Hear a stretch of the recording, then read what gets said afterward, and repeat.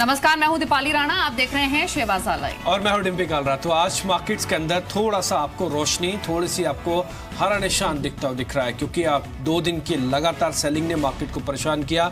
और ये सेलिंग सिर्फ बाजार पे नहीं थी, बल्कि अंतरिक्ष में भी आप देख पा रहे हैं कि गतिविधियां बहुत तेज हुई हैं। सूर्य ग्रहण लगा और एक ग्रहण न केवल सूर्य पे था, बल्कि बाजार की रोशनी वाला जो सूर्य है वो भी कहीं ना कहीं ढकता हुआ दिखा। कल एफआईएस की तरफ से फिर से बिकवाली आती हुई दिखी है। तो एक तरफ सूर्य ग्रहण और दूसरी तरफ बाजार पर भी ग्रहण है। एक का तो ग्रहण छट गया, आज उम्मीद करते हैं बाजार का ग्रहण भी छट जाएगा और एक नई रोशनी, एक नई सुबह के साथ आज बाजार कामकाज करता हुआ दिखेगा। बिल्कुल, और यही इंपॉर्टेंट भी है कि वहां तो 40 सेकंड का ग्रहण था जो कि छटा, उसके बाद नया सवेरा हुआ। और उम्मीद यही करते हैं कि स्पेशली पिछले 2 दिनों के हैमरिंग के बाद आज मार्केट्स में भी सूर्योदय हो। और इनफैक्ट सूर्योदय हो इसलिए भी हो सकता है क्योंकि जो इंडिकेशंस मिल रही हैं इंटरनेशनल मार्केट से, वो यही इंडिकेट कर रही हैं। एसजीएक्स निफ्टी ऑलरेडी 30 पॉइंट्स की बढ़त दिखा रहा है, 9804 के लेवल्स पर ट्रेड कर रहा है। और ज्यादातर एशियन मार्केट जो पॉजिटिव बायस के साथ ट्रेड हो रहे हैं। हालांकि यूएस मार्केट थोड़े से वीक क्लोज हुए हैं। नेस्डेक में हमने देखा कि लगातार तीसरा सेशन था जब एक सॉफ्ट क्लोजिंग हुई है। आईटी स्टॉक्स में जो वीकनेस थी वो नेस्डेक को ड्रैग कर रही थी, लेकिन डाउ जोन्स और एसएनपी 500 बहुत तेजी के साथ भले ही ना क्लोज हुए हो, लेकिन बायस पॉजिटिव ही रहा। एशियाई मार्केट्स ज्यादातर अभी भी हरे निशान में ट्रेड कर रहे हैं। और अगर देखिए मैं एसजीएक्स निफ्टी को, तो वहां से भी जो इंडिकेशंस मिल रही हैं वो पॉजिटिव ही है। तो सेटअप उतना खराब नहीं है। एसजीएक्स निफ्टी इंट्राडे हाइस के आसपास ही अपने आप को होल्ड भी कर रहा है। तो हो सकता है कि शुरुआती एक माइल्ड पुल बैक मार्केट्स में मिले, लेकिन आउटलुक के हिसाब से स्ट्रैटेजी क्या रखनी चाहिए? दीपाली, जहां पे आप खत्म कर रहे हैं ना वहीं से हम शुरू कर रहे हैं। यानी कि आज माइल्ड आउटलुक फर्स्ट हाफ पे तो हो सकता है, लेकिन क्या सेकंड हाफ वैसा ही चलेगा? तो अगर मुनाफा वसूली अगर नहीं आई मार्केट के अंदर आज, तो आज शॉर्ट कवरिंग की धार थोड़ी पैनी हो सकती है, थोड़ा तेज हो सकता है शॉर्ट कवरिंग। ये कहां से किस जगह से आएगी इसी ग्राफिक्स में आपको लग जाएगा पता। 9850 आज बाजार वापस पाना चाहता है, ये रीगेन करना चाहता है। कल के लेवल से 100 पॉइंट है, क्योंकि हम गैप के साथ खोलेंगे, उसके बाद का हिस्सा आसान हो सकता है मार्केट के लिए।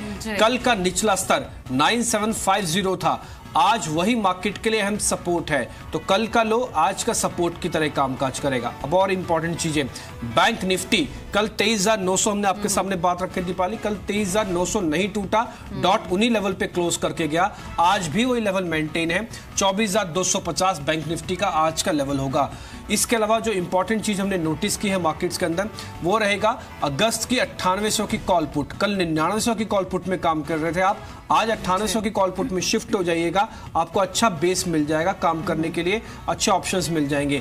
अगर आप कोई सेक्टर ढूंढ रहे हैं तो आज बैंकिंग को ध्यान रखिएगा, कमोडिटीज को ध्यान रखिएगा और आईटी को भी ध्यान रखिएगा। पर्टिकुलरली यहाँ पे अगर आज इन्फोसिस रुक गया तो ये चल सकता है। जानकारों की राय में 860 पहला सपोर्ट है इन्फोसिस का, जहां पे कल क्लोज होके गया है। तो आज इन्फोसिस पे ध्यान रखना है और विक्स अपने टर्मिनल पे जरूर लगा के रखिए। जब विक्स टूटेगा बाजार तभी चलेगा। ठीक है, इन्फोसिस की बात की डिम्पी ने, इंपॉर्टेंट स्टॉक रहेगा आज के लिए भी। 860 का इंपॉर्टेंट सपोर्ट है, कल 870 पर बंद हुआ था और 2 दिनों में ऑलरेडी 15% की हैमरिंग स्टॉक की हो चुकी है। अब हमारे साथ जॉइंटर कैपिटल के रिसर्च हेड अविनाश गोरखशेखर मौजूद है, उनसे बातचीत करते हैं। Avinash, good morning, welcome to Zee business. आज की ओपनिंग से पहले इंटरनेशनल क्यूज ठीक ठाक हैं, हो सकता है शुरुआत पॉजिटिव बायस के साथ हो, लेकिन क्या कॉशियसनेस लेवल इस समय मार्केट में बहुत बढ़ा देना चाहिए? क्योंकि आप देखिए, अगर अगस्त के दौरान की आप फिगर्स देखेंगे, एफआईएस कांस्टेंट बिकवाली कर रहे हैं, क्वांटम उनका धीरे धीरे बिकवाली का कैश मार्केट में बढ़ता जा रहा है। डीआईज अभी भी बायस हैं, लेकिन मैं पिछले 6-7 सेशंस का ट्रेंड देख रही थी, जो पार्टिसिपेशन है वो कॉन्स्टेंटली डिक्रीज हो रहा है। 11 अगस्त को एफआईएस ने 2000 करोड़ की खरीदारी की थी और कल के सत्र की जो उनकी बाइंग है वो सिर्फ 500 करोड़ की रही है। तो ट्रेंड उनका कांस्टेंट कैश मार्केट में पार्टिसिपेशन का रिड्यूस हो रहा है। क्या ये स्टैटिस्टिक्स, क्या ये माहौल इंडिकेट कर रहा है कि कॉशियस रहे भी मार्केट में? गुड मॉर्निंग दीपाली, मुझे लग रहा है कि एफआईएस के नंबर्स में डेफिनेटली बिकवाली का जो ट्रेंड है वो डेफिनेटली एक कॉशन का साइन जरूर है। लेकिन हमको ये बात भी ध्यान में रखना चाहिए कि domestic liquidity on the other hand काफ़ी स्ट्रांग है। इनफैक्ट जब भी एफआईएस ने बिकवाली की है तो डोमेस्टिक फंड्स ने बाइंग की है और मार्केट्स को एक सपोर्ट दिया है और आगे भी हमको लग रहा है कि ये सपोर्ट आएगा। But I think clearly markets का जो ट्रेंड है वो क्लियरली ग्लोबल मार्केट्स के ऊपर डिपेंडेंट है। कोई भी पॉजिटिव न्यूज़ फ्लो अगर यूएस से ट्रम्प साहब से आता है, स्पेशली नॉर्थ कोरिया को लेके अगर कोई न्यूज़ फ्लो आता है तो मार्केट्स इसको पॉजिटिवली लेगी। और हमको लग रहा है कि जिस प्रकार की बिकवाली हमने लास्ट 1-2 दिन में इन्फोसिस के पॉइंट ऑफ व्यू से देखी है, वो शायद थोड़ी बहुत आज मार्केट्स में संभल जाए और स्टॉक में थोड़ी बहुत कंसोलिडेशन और एक सपोर्ट देखने को मिले। तो ओवरऑल 9850 का एक लेवल है जो मार्केट्स आज कोशिश करेगा क्रॉस करने की, बट ओवरऑल मार्केट्स एक कंसोलिडेशन और नैरो ट्रेडिंग जोन में रहेंगे। नैरो ट्रेडिंग जोन है 9850 आज बाजार पाना चाहता है। एफआईज की तरफ से जो बिकवाली हुई है उतना ही डीआईज ने खरीदारी भी की है। अगर 11,000 की तो बाजार के पास एफआईज अब रीजन नहीं होना चाहिए, आपके पास एफआईज रीजन नहीं होना चाहिए कि ये बिकवाली कर रहे हैं इसलिए बाजार टूट रहा है। अगर ऐसा ही होता तो डीआईज की खरीदारी कहां पे जा रही है 11,000 करोड़ की। तो ये तर्क बाजार के अंदर अब जस्टिफाई नहीं लग रहा, क्योंकि पूरे अगस्त महीने का हमने आंकड़ा आपके सामने रखा। राजेश सतपुते भी मेरे साथ जुड़ चुके हैं। राजेश, आज मार्केट्स में लेवल के हिसाब से कैसे ट्रेड करना है? हमको जितना समझ में आया है कल का लो सपोर्ट है और 9850 एक रेजिस्टेंस है। डिम्पी, देखिए ओवरऑल जो बाजार का स्ट्रक्चर है वो डेफिनेटली यहाँ पे वीक है। हम लोग यहाँ पे यही देख रहे हैं कि यहाँ पे कहाँ पे बाजार में रिलीफ रैली मिलेगी कि जहाँ पे हम लोग थोड़ा बहुत लॉन्ग करके पैसा कमाएं। जो इन्वेस्टर्स है या यू कैन से जो पोजिशनल ट्रेडर है जहाँ पे पोजीशन अटकी हुई है लुकिंग एट द प्रेशर, तो मुझे लगता है वो they were also expecting for some relief rally कि जहाँ पे हमें एग्जिट मिले।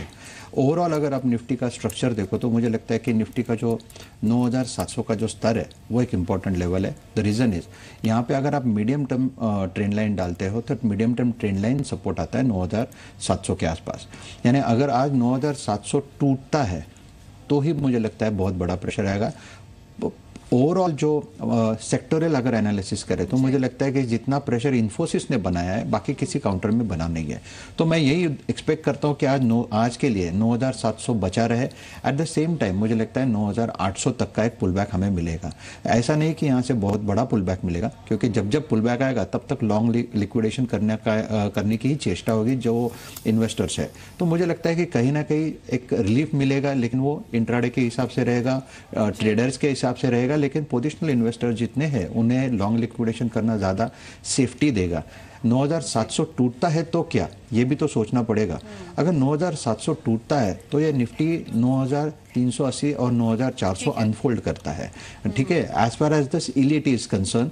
तो मुझे लगता है 9,700 एक लक्ष्मण रेखा है। जब तक 9,700 है तब तक लॉन्ग रखे, 9,700 टूटता है तो यहाँ पे लॉन्ग लिक्विड करते हैं। तो 9,700 एक लक्ष्मण रेखा है, अगर ये ब्रीच होगी, ये लेवल ब्रीच होगा तो वीकनेस बढ़ सकती है। डेरिवेटिव डेटा भी डिम्पी ये इंडिकेट कर रहा है कि ट्रेंड क्या है, अभी बिकवाली का ट्रेंड है, संभलने का ट्रेंड है, क्या इंडिकेशंस है? देखिए, जो राजेश ने भी बात बोली ना और जो अविनाश भी बात रख रहे हैं, उसी को मैं सिर्फ सपोर्ट के लिए कुछ एक डाटा और उतारना चाहता हूँ। इंस्टीट्यूशनल की ऑप्शंस में जो कामकाज हुआ है, आप एक बार सिर्फ 9800 की पुट को दिखा दीजिए और 9900 की कॉल को दिखाइए।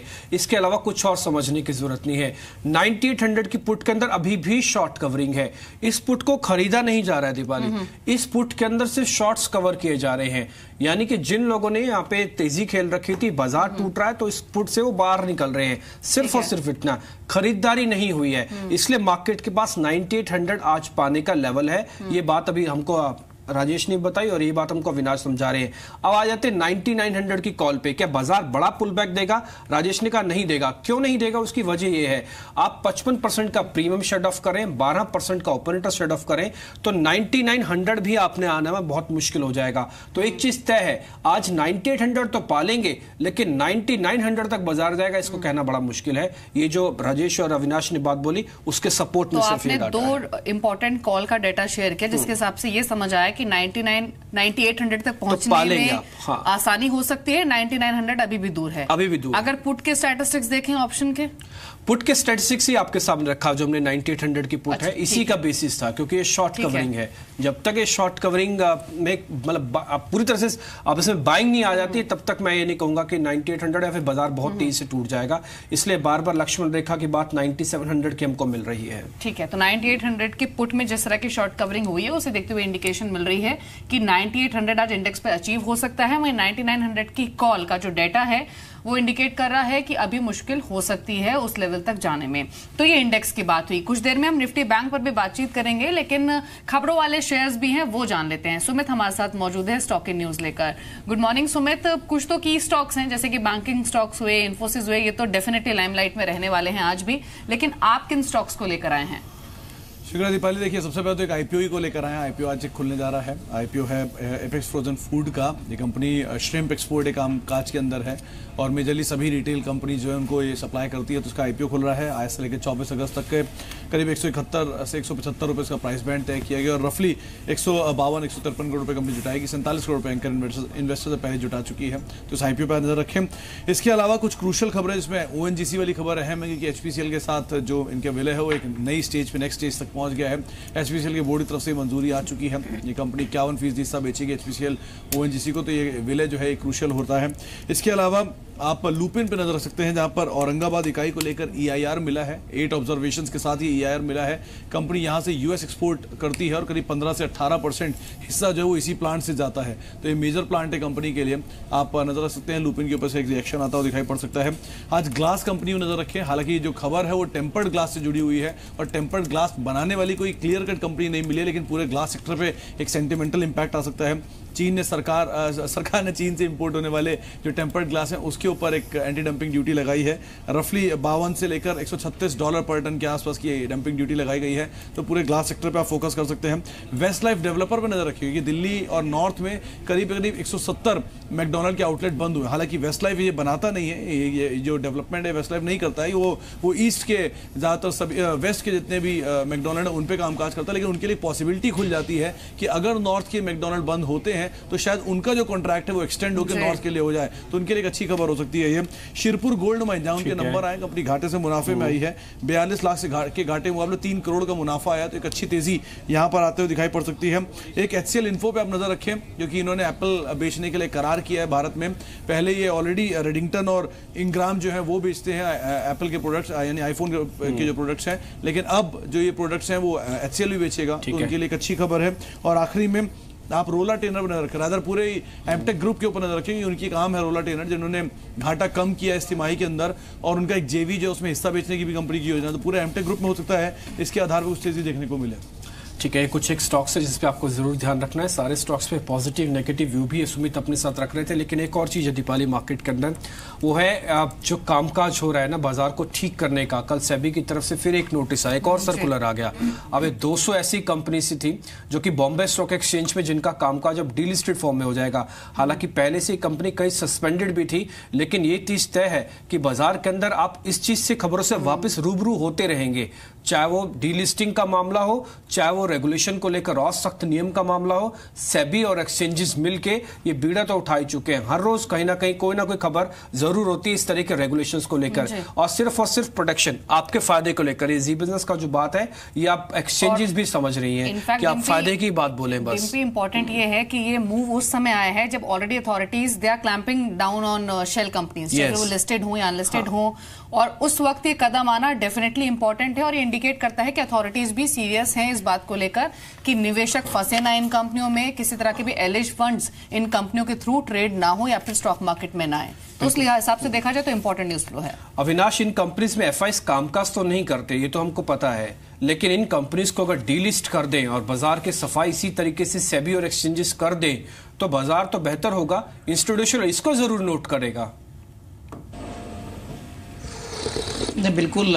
इनफैक्ट डिम्पी, ये सारी कंपनीज जो 200 कंपनीज जो डीलिस्ट होने वाली है बेसिकली सस्पेंडेड या छोटी कंपनीज है जहां पे ज़्यादातर रिटेल इन्वेस्टर्स ही ऑपरेट करते हैं, इंस्टीट्यूशनल सपोर्ट नहीं होता है। तो ये ओवरऑल मार्केट का टोन इंप्रूव करेगा। इसमें डेफिनेटली ज़्यादा ट्रांसपेरेंसी और ऑब्वियसली मार्केट्स की जो हेल्दी ट्रेंड है वो जारी रहेगी। तो I think it's a good move. Definitely investors को डेफिनेटली इस कंपनीज में तो वैसे भी इन्वेस्ट करना नहीं चाहिए और डीलिस्ट होने के बाद तो ऑब्वियसली ये जो इनएफिशिएंट कंपनीज है ये सिस्टम से निकल जाएंगी।